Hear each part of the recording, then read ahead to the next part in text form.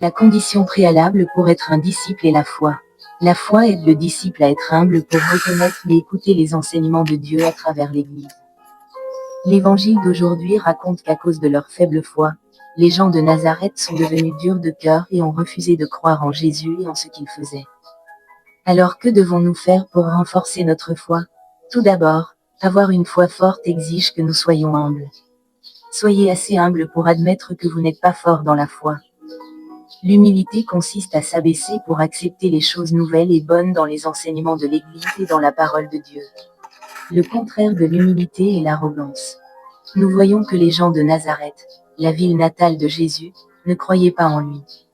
Ils n'ont pas accepté ni reconnu la puissance de Jésus. Ce n'est pas parce qu'ils étaient fiers de penser qu'ils connaissaient très bien son origine et l'endroit où il vivait que, n'est-il pas le charpentier, le fils de Marie? Deuxièmement, la foi exige de nous une attitude d'impartialité. Notre mauvaise habitude est de souvent mépriser les autres simplement parce que nous savons qui ils sont et d'où ils viennent.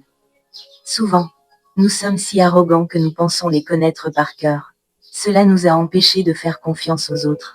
Une fois que nous avons un mauvais préjugé, peu importe qui ils sont, ce qu'ils font ou à quel point ils sont grands, nous ne les croirons pas. De même, à cause des préjugés, les habitants de la ville natale de Jésus ne croyaient pas en lui, mais le critiquaient.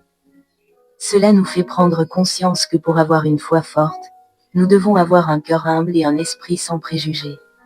Soyez assez humble pour dire à Dieu comme le publicain, « Dieu, aie pitié de moi, un pécheur. » Car Dieu lui-même sait ce que nous pensons et ce qu'il y a dans nos cœurs.